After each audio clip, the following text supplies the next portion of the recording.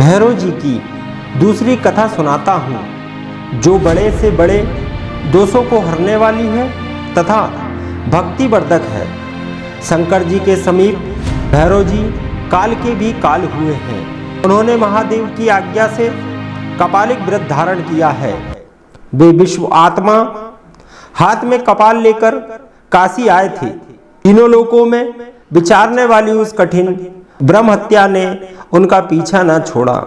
शिव जी की अद्भुत महिमा से एक समय शिव जी कपालिक का भेष धारण किए भैरव नारायण के स्थान को गए। जब महाकाल त्रिनेत्र शंकर जी के रूप में भैरव को आता हुआ भगवान ने देखा तो देवता और मुनियों सहित उठकर उन्हें दंडवत प्रणाम किया और लाकर उच्च आसन दे के मस्तिष्क पर उज्जलित बांध कर उनके अनेक स्तुति की।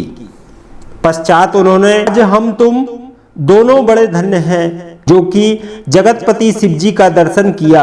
यही वह प्रभु है और ईश्वर है जिन विधाता ने लोकों को धारण कर रखा है। अनंत हैं, आदि हैं, 26 तत्वों से युक्त हैं, जो योगियों के ईश्वर हैं, भूतों के स्वामी हैं, सब प्राणियों के अंतर्यामी हैं, सर्वथा सुख देने वाले हैं। इन्हें ही योगी जन समाधि बुद्धि द्वारा देखते हैं। वही हैं इनको देखो। इन्हें ही योगी जन मन स्थिर कर देखते हैं। ये वही सर्वव्यापक रूप सुगुण रूप धारण किए हैं। यहाँ आए हैं, इनका दर्शन कर मनुष्य आवागमन से छूट जाता है। ये वही चंद्रशेखर त्र्यंबकम शिव भगवान आज पधारे हैं। आज ये कमल व्रत नेत्र सुफल हो गए। जिन्होंने महादेव जी का दर्शन किया वह देवपद धिक्कार है। इसने शंकर जी का दर्शन नहीं किया हो। यही निर्वाण दाता है और दुखों के नाशक है। इस देव से योग से बढ़कर शुभ क्या होगा। जहां मुक्ति के लिए शिव का दर्शन ही ना प्राप्त हो। ऐसा कहकर विष्णु प्रसन्न हो शिव जी से बोले, हे महादेव सर्व पाप हरता विनाशी, किस लिए भ्रमण कर रहे हैं। आपकी कैसी चेष्टा है भगवान। यहाँ आप भिक्षा क्यों मांगने लगे। मुझे यह आश्चर्य है क्योंकि आप तो लोगों को राज्य देने वाले हैं। जब विष्णु ने इस प्रकार कहा, भगवान भैरव से हंसकर विष्णु ने अपनी सब कथा कह सुनाई।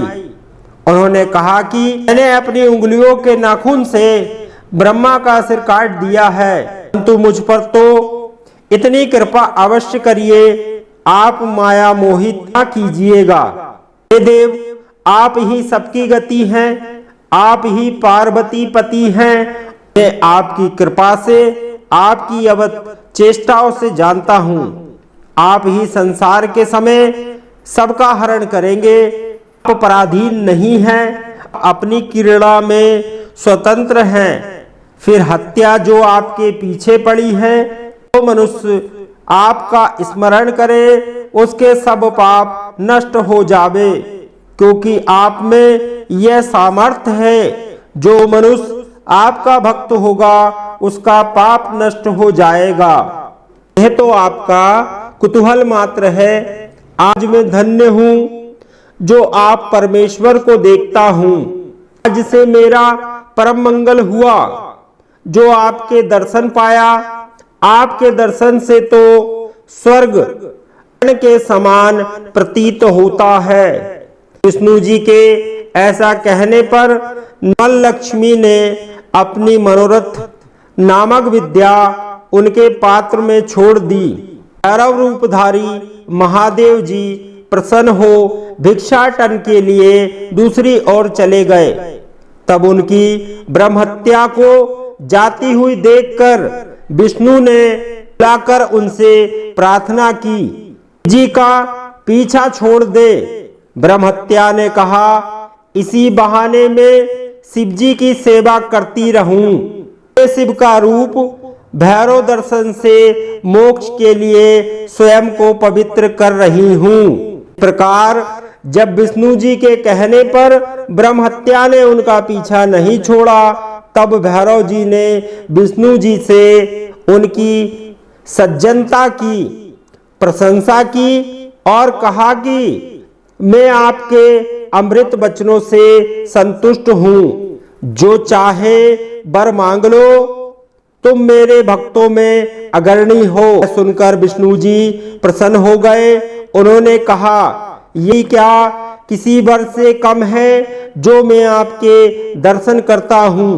मेरी दृष्टि और भी निर्मल हो जाएगी। मुझे आज बड़ा उत्साह मिला।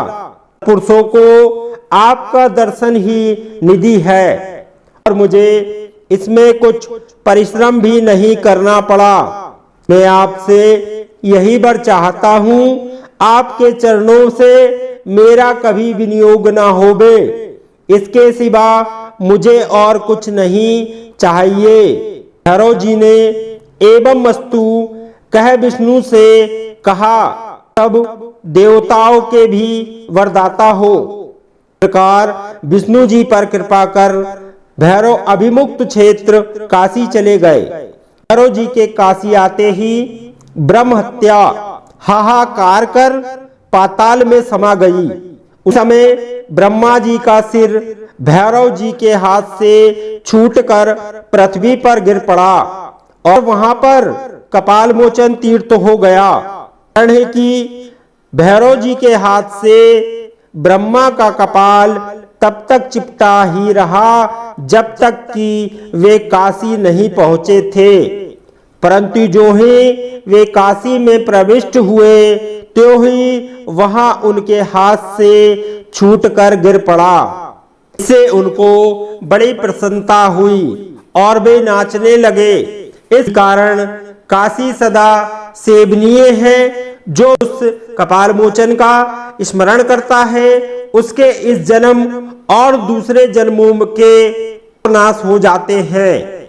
इस तीर्थ में जाकर दान और देव प्रत्यर्पण करने से मनुष्य ब्रह्म हत्या के पाप से छूट जाता है। नित्य भैरव जी के दर्शन करता है, वे हजारों जन्मों के पापों को नष्ट करता है।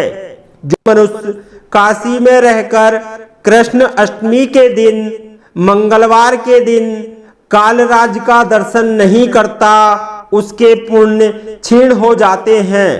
जो मनुष्य भैरवोत्पत्ति नामक इस पवित्र इतिहास को सुनेगा, वे सब पापों से छूट जाएगा।